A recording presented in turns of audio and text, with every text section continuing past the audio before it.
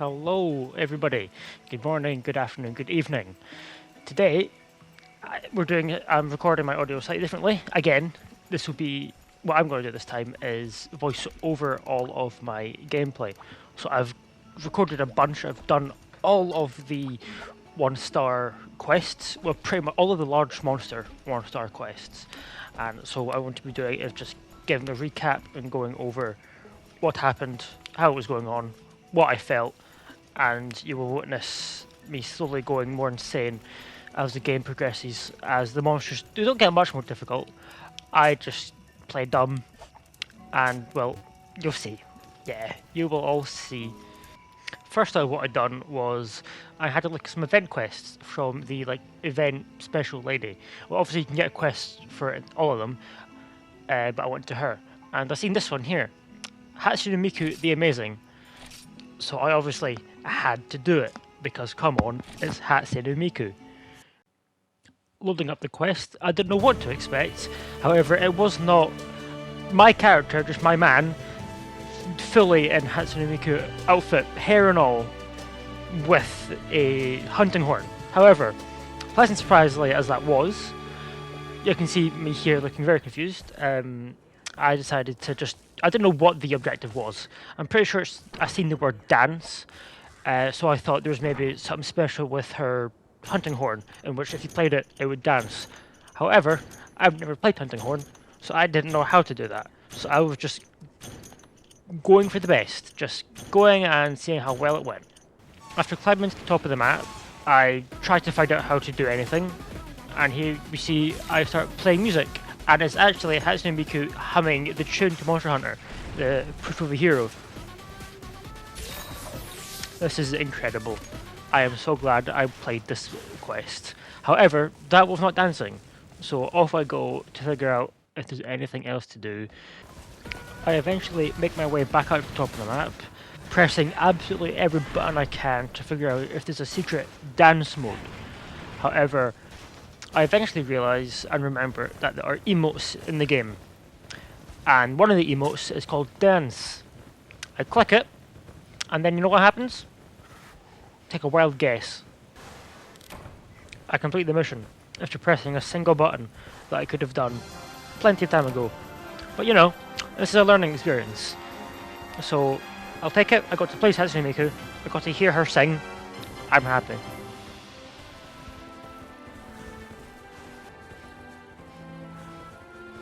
After returning from that fruitful quest, next up I decide to go after some more Velocipray.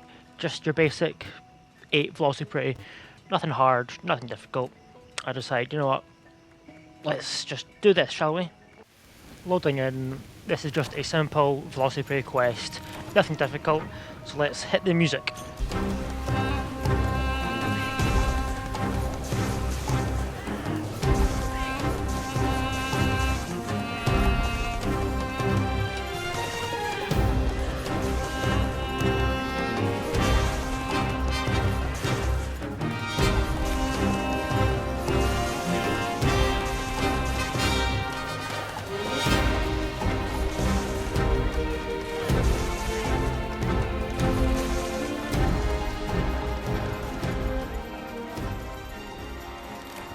After felling all those Velocipray, it's back to camp, back to home base for me, and on to the next quest. After getting back to camp, I decide to make myself an entire new armor set, this one being the rookie set, so the helmet all the way down to the boots. It grants me some good attack, it also lets me see where the monster is at all times without having to use a stupid paintball, and also provides me with the protection charm, or the ability, which basically means there's a chance that when I get a hit, I take no damage at all. But in the newer games, it's if you take damage, the damage you take is reduced, but in this game, it's you either take damage or you don't. So technically 50-50, even though it's not. After the armor upgrade, it is on to the next quest, which for this case is a Yan Kut-Ku, which is a red fire chicken that I fucking hate. This rat with wings is such a pain in the backside. For any movement he does with his wings, he creates an air blast that makes your character have to just stand there and do nothing, even though it's probably a slight gust. His tail whip also has one of the world's shittest hitboxes. You could be standing underneath him and somehow still get hit with the tail if you are a micrometer behind him, behind the legs. All in all, Yankaku, the fire rat from the sky, isn't a horrible fight. Well, it's not difficult. If you just keep away from his tail, try to stay directly under him, and also try to avoid his face, then usually you're alright. Unless he hits the move in which he flies at you at fuck speed, in which case you have to just pray he doesn't hit you. The only other thing to really worry about when fighting any large monster is the fuck-ass bastard small monsters that have no goal in life other than to make you suffer as much as possible. They go out of their fucking way to make sure you take as much damage as you can, and to also just fuck everything up. But the bird quickly fell at my hands, and thus we crossed another quest off of our registry, and we're able to move on back home onto the next. After heading home and restocking my items, we headed out for our next quest. This time it's being the Pink Stink, the big farty burpy boy, Kongalala. And oh boy, is he something. Immediately rushing to his location, I wasted no time in starting to cut him up.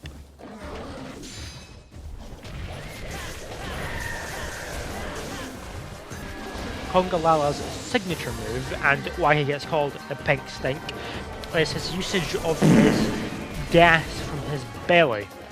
He can release it in two ways, either from his mouth as a big stinky burp, or from the other end as a big stinky fart. Please just take a look at this clip at how awful these small monsters are.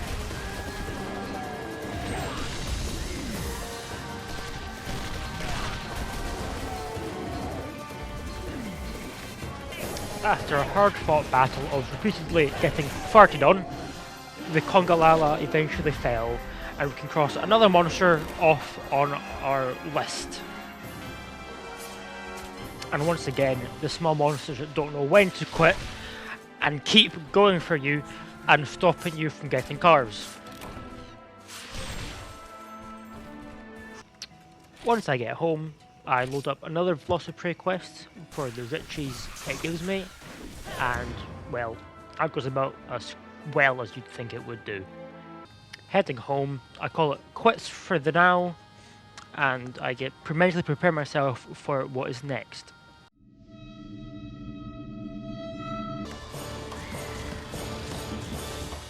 Ask any person who has played any of the old Monster Hunter games which monster is the worst. I bet you in their top 5 will be this fuck-ass fish, Plesioth. Oh my god, nothing compares to the rage he fills me with. But before we get to that, let's take a step back and think about how we got here. Logging back in for the day, I know that today is the day I'm going to be fighting this fish. So what I've heard from other people, because I've never fought him before this, was that go at him with ranged weapons. Do not engage the fish at all costs. So what I thought I was going to do is I'll build a bowgun, a weapon that I've never used before, and just blast at him from a distance. Now, having never used it before, I didn't know exactly what to do, but it didn't seem too difficult. Just load it with ammo, shoot the fish. The quest should be done relatively soon. But oh boy, was I wrong. Before I even attempt to gun down the fish in cold blood, I take my newly acquired gun into the practice field to just give a shot at what it's like to fire and how it handles. And as you can see, I have a bunch of different ammos equipped, because with the guns you equip different ammos, well, you bring different ammos with you and then you equip them while you're fighting. So you load one shot, and then after you're firing you can load it with either the exact same, or you can change for a different shot that does either more damage or different status effects like sleep or paralysis. And so I figured I'll give it a shot in here, so at least I'm not going in completely blind.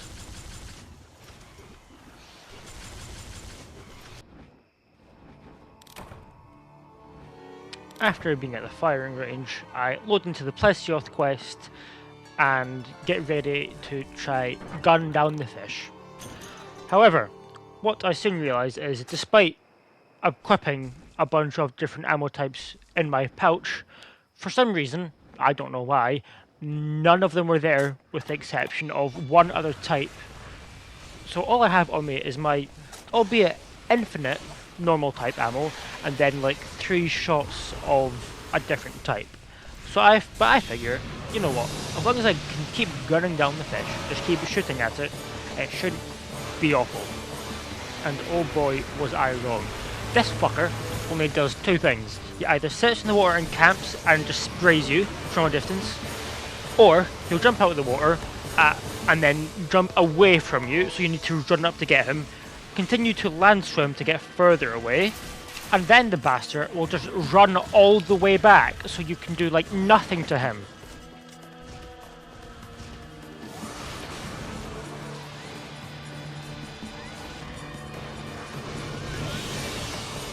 Another thing this ugly lionfish is well known for is how god-awful his hitboxes are. If his infamous hip check won't get you from 2 miles away, when he turns around, his tail, which is nowhere near you and miles above your head, will also get you and cause you to be thrown back a million miles. Another thing this wanker likes to do is dive in the water and either sit in a small little cove beside the land, so you can shoot him thankfully, but if you have a melee weapon, God help your soul.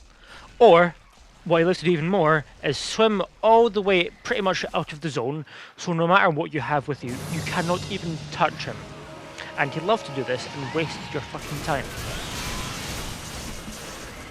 I spent the full 50 minutes that a quest time is shooting this fucker with so many bullets. Not once did I get a limp, not once did I get any indication other than breaking his top sail that he was taking damage. I know with bowguns and the weapon I'm using that the closer you are, the more damage your bullets do. But that is incredibly difficult when this fucker does not stop moving. And after a hard fought 50 minutes, do you know what happened? I got a time up. This fucker bet me. Not by making me faint 3 times, no. He bet me just by moving so much I could barely do any damage to him. After this humiliating defeat, I so graciously decided to quit the game and stop playing for a few hours. After that humiliating defeat, the next time I log in, I remember that I could change my little dragon bird's name. So I go to my place where I can do that, where I can also upgrade him and stuff, and I call him Jarvis. Purely so I can go, Jarvis, kill that guy, and it's funny. Also remembering that in Monster Hunter you get a little cat sidekick, and I have not seen mine, I decide to make my little cat sidekick. However, I cannot have him with me until Hunter rank 2, I think. So until then, it will just be me and Jarvis. Also, at Hunter rank 2, I'm pretty sure you can get an NPC, like actual human NPC, to fight alongside you, which for the later bosses in late game will be really good, so it's not just me fighting for my life. Naturally, I have to call the cat the Goober, because come on.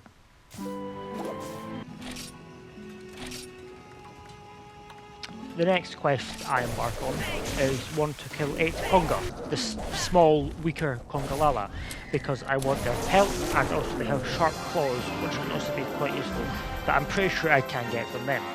And that also goes about as quickly as you'd think.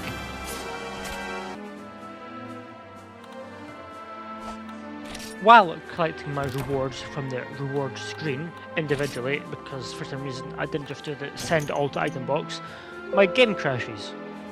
So that means that I have to do that all again. After killing another 8 Conga, my game doesn't crash and I can collect my rewards in peace, and then I can move on to the next large monster. You know the small, annoying as fuck crabs, imagine what a big one is like, and that's our next monster. Daimyo Hermitaur. The big crab that likes to protect all the small crabs isn't actually as bad as I thought he was going to be in this game. Yes, his attacks can be a bit ass, but every attack can be a bit ass, especially when you're as bad as me. The only thing you really need to worry about when fighting a Daimyo Hermitaur is the millions of small little crab babies he has that love to charge at you and hit you at the worst possible time. Low rank Hermitaur is quite easy to stun. Just keep going for his legs or his face, and then eventually he'll topple, and then you can blade dance on one of his claws to break them. After a not very long time, the giant crab fell, and it wasn't very difficult. I kind of know his moves already from fighting him before in Sunbreak and also in Generations Ultimate. But no, he's fun, he is fun. Darkness. And now imagine, all of a sudden, a blinding light that is so bad it actually makes you stunned. Next on the chopping block is the Cataract's Pigeon, Gypseros. This is a bastard. I'm not gonna lie, he is a bastard. For many reasons. One, he's poison, so he can poison you and drain your health quite quick. Another thing, he has this like protrusion on his head, and that he can use to flashbang you. Which again, already fantastic. Poison flashbang, great. Another one, he can steal your items. If he hits you with his peck attack, he can easily just take whatever item he pleases from you. Whether that be a map or a healing potion, if he wants it and he hits you with his mouth, he's taking it.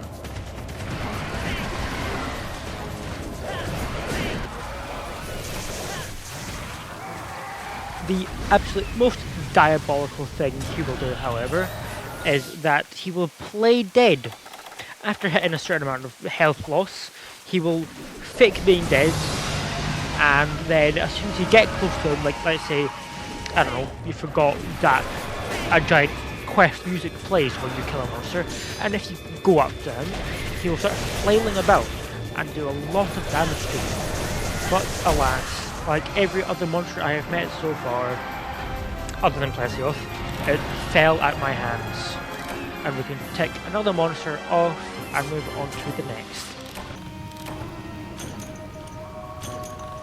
The next monster being the Queen of the Land herself, Rathian. Rathian's not a difficult monster. If you know how to fight her in any game, you can fight her in any other game, pretty much. Unless you're like me right now, who has some weak armor and a fairly weak weapon. The Queen herself has a move that infuriates me. She's got two moves that make me angry, but one of them makes me more angry than the other. It's where, without any warning, she accelerates to 15 million miles an hour and obviously knocks you over. Her other iconic move is where she'll tail flip and poison you instantly. And if you are below her, you're gonna get hit. There's no question about it. So the best thing you can do at all times is be under her. Either if you're under her, be ready to move, or be set to the left or right of one of her legs and hope if she swings her tail by some miracle you don't get hit.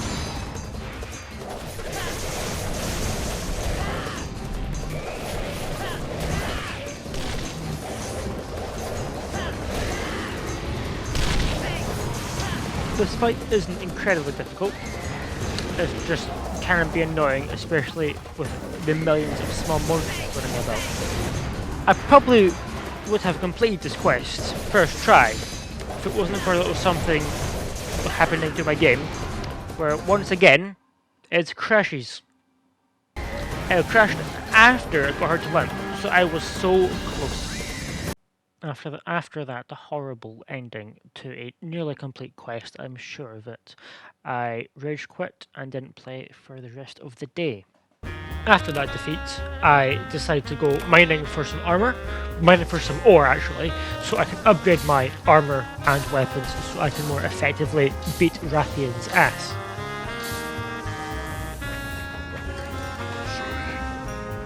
Returning to the village, I have enough items available at hand so I can craft the Hurricane Jewel Blades. However, they are not on par with my current Jewel Blades, so I have to do more grinding to get them leveled up.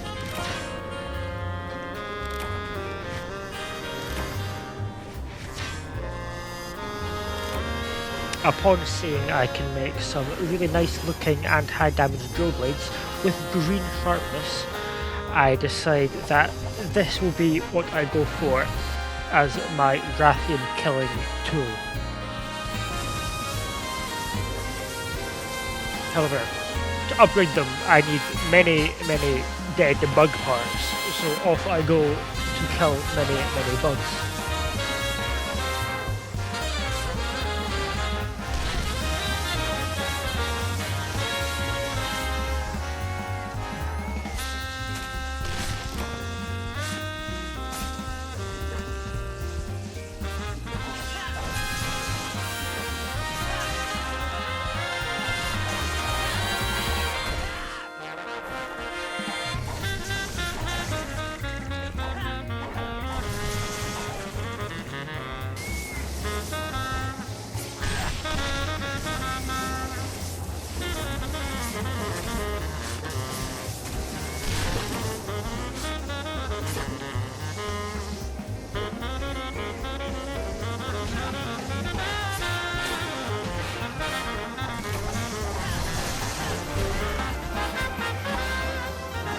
Eventually, after killing what's probably equivalent to 3 rainforest full insects, I complete the mission and I'm rewarded with what I need. Only I'm not. I don't get a singular piece of what I need from carving or from the reward screen, which is fantastic. I love this game. However, what I realised is that you can buy some materials from monsters from the shop, which is what I end up doing because am I fuck killing all those bugs again. I have the ability to buy stuff, so I'm going to do it, okay? Get off my back. However, of course, there's a however, I don't have all the points necessary to buy what I need. So what I end up doing is realising that the Hunter rank 200, get to Hunter rank 200 reward doesn't actually get me to Hunter rank 200, it's just a bunch of points. And since I'm able to redeem it, I do that. So that's what I do in order to buy all of the items I need. And with that completed, I am able to upgrade my Jewel Blades even further, so they are now stronger. I then have the ability to buy everything else that I need to upgrade them even more, so I also do that, because why would I farm? Wasting absolutely no time, I jump right into the next Rathian hunt, and this one goes even worse than last time. Just watch.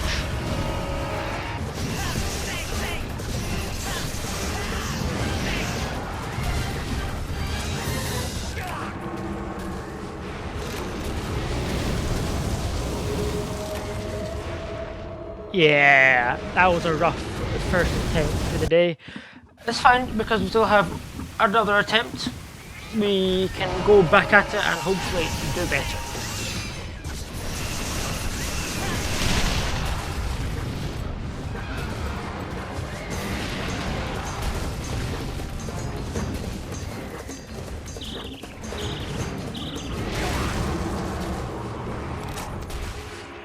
Yeah, after that shit show of barely getting back in, I abandoned the quest and realised that I need to upgrade my armour. And so to upgrade my armour, I need a lot of materials. So to do that, it's time for some grinding and or shop buying.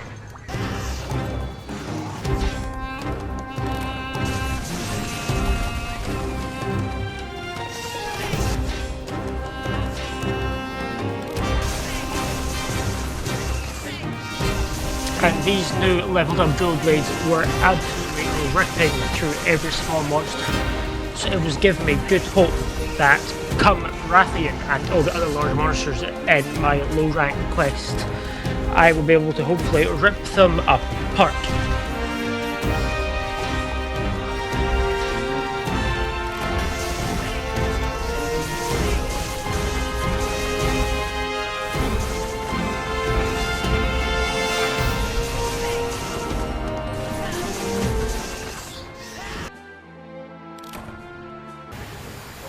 And with that complete and a bunch of other missions that I cannot be bothered to edit in, I am able to upgrade my armor to quite a high level, well, high-ish.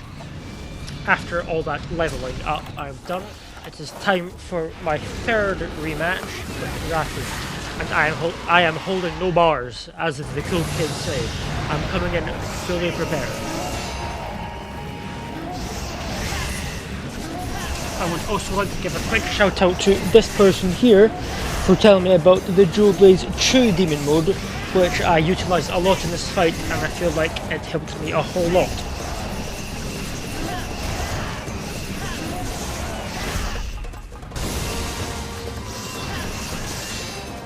Fireballs were spat, swords danced and slashed about the gaff. It was every monster and person for themselves. And I was determined to win this time.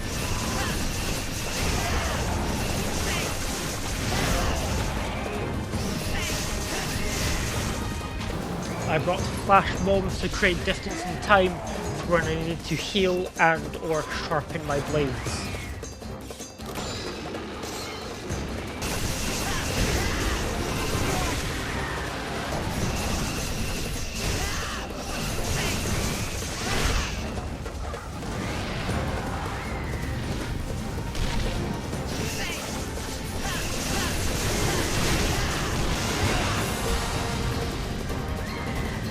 She did get me quite low in health a few times, but luckily I was able to bounce back and heal up before taking any fatal damage.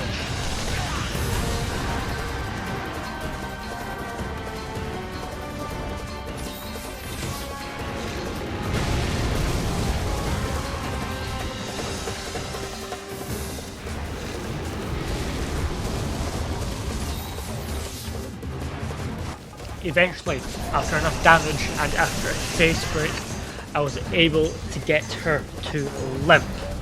And at this point, I knew all I had to do now was place down my trap and tranquilize her, and I have won. And you know what? I did it. I got it off, and my game didn't crash. I was over the moon. I couldn't believe that I'd finally... Okay, yes, it's level 1, like 1-star Rathian, but I was so proud of myself for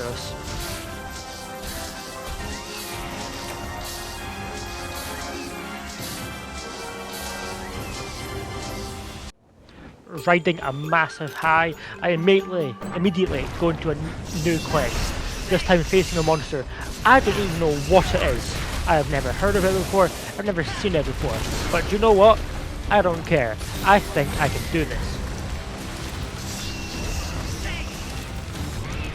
And after hammering at the walking rock long enough, I expose the crab's underbelly, or what I can only assume is a crab because this looks very crab-like. And after hitting an insane, never before seen, in-game cutscene while fighting, I enter a second zone of the arena.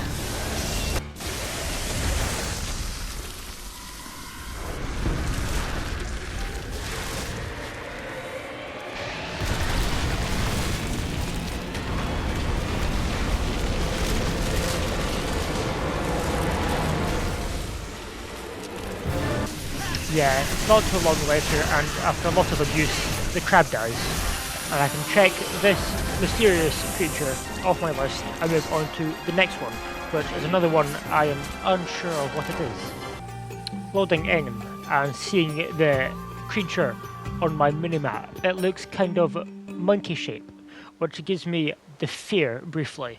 However, I know it cannot be the monkey I'm thinking of. Upon getting to the locale, I am relieved to see it is not the monkey I was thinking of. However, it is still a monkey, and a very cool looking monkey, and I cannot wait to add it to my rugged collection.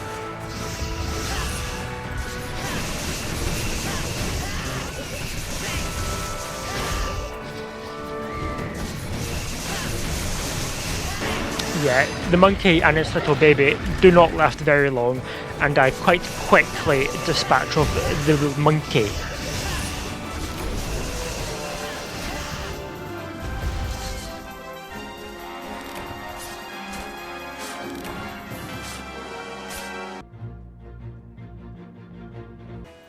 Entering the hub, I know I'm in the final stretch, baby.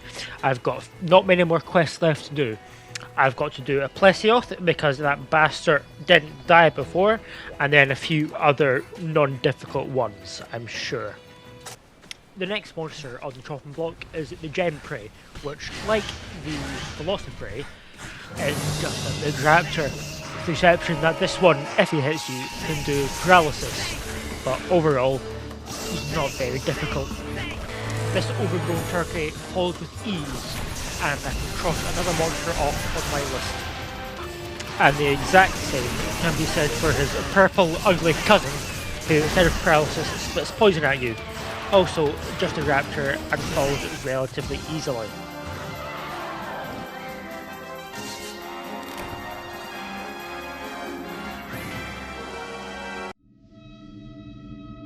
Cephadrome is another large fish bastard monster, but unlike Plesioth, this one is way more easily affected by sonic bombs, which will launch it out of the ground and you can get some proper good hits on it. With this one, basically just bring a lot of sonic bombs and just go through the legs. But the only annoying thing, like Plesioth, is that he will go into his medium of liquid, in this case being sand, and refuse to fight you and just swim away and have you chase after him for a good portion of the fight.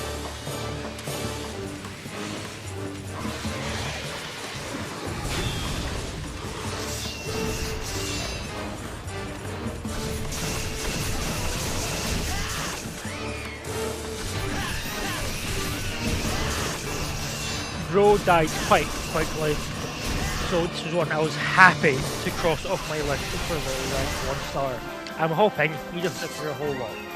I'm hoping and praying. The rematch was not as bad as I was expecting.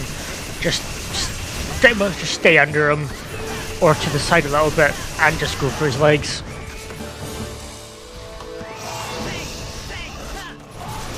Fuck you, I'm glad you're dead. I never want to see you again, or your subspecies. Please, please, I never want to see you again. One of the final quests was a Mysterios, a young Gravios. He's just a massive rock who deflects 90% of your attacks. Just stab him in the belly a bunch and then you'll die. There's not much to say here.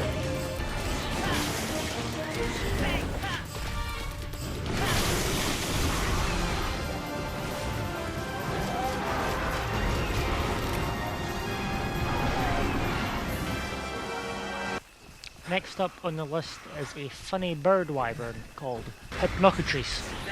This bird can put you to sleep with a special foam thing, or gas, that comes from its mouth.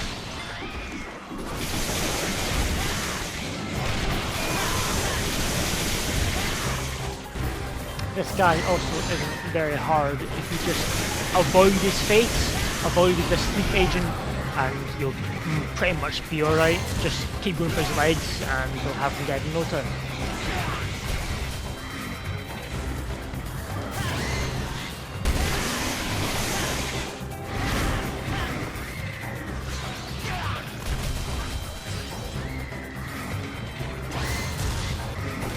Dealing the final blows to the bird means we're on to our final quest before we can do our urgent quest and move on to Hunter Rank 2.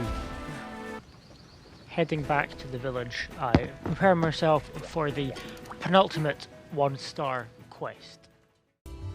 long ago, back before hunting was a proper profession, a young Wyverian chief sought out and killed a massive one-horned devil that lives in the sand.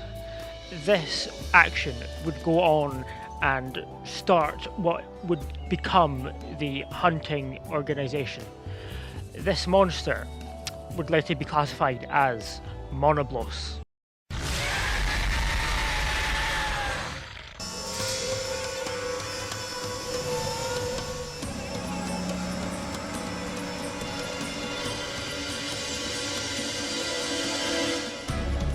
Monoblos, much like his cousin Diablos, is a wyvern that likes to live in the deserts and burrow a lot.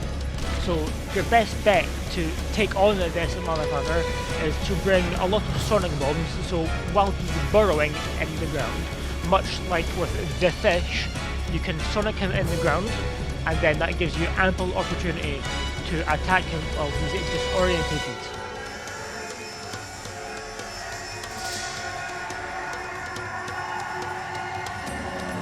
The small monsters in this fight, namely the Apceros, have a one-track mind to slowly amble after you and headbutt you at the worst possible timing.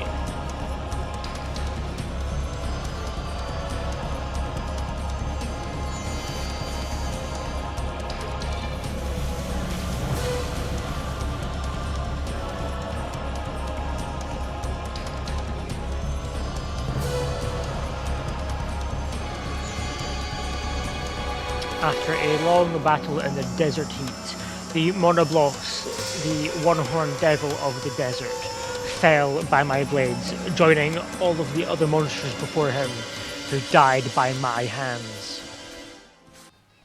Getting back to the village, it is time for me to accept the urgent quest and face the final test that will grant me access to low rank 2 stars. And this kind of looks like a Devil Joe. Oh, but I'm sure it is just looks like a Devil Joe, and it can't possibly be anything similar to one. I'm wrong, I'm so wrong. This is a Devil Joe, but instead of breathing dragon element, he breathes fire. Oh lord, oh no, this cannot go well.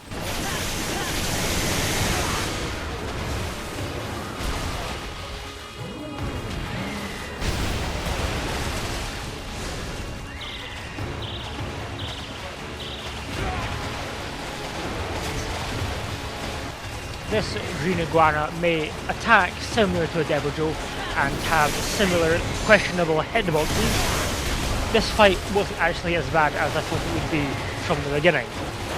And eventually, after surprisingly not a very long time, this green boy fell and died and granted me permission to access 2-star low rank.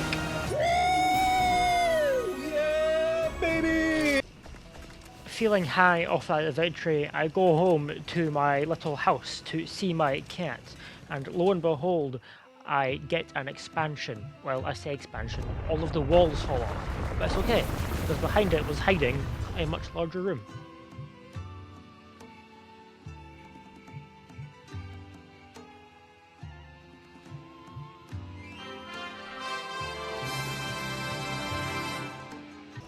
Finally, I have a little look at what 2-star quests are available, and oh, those are Elder Dragons. Oh no,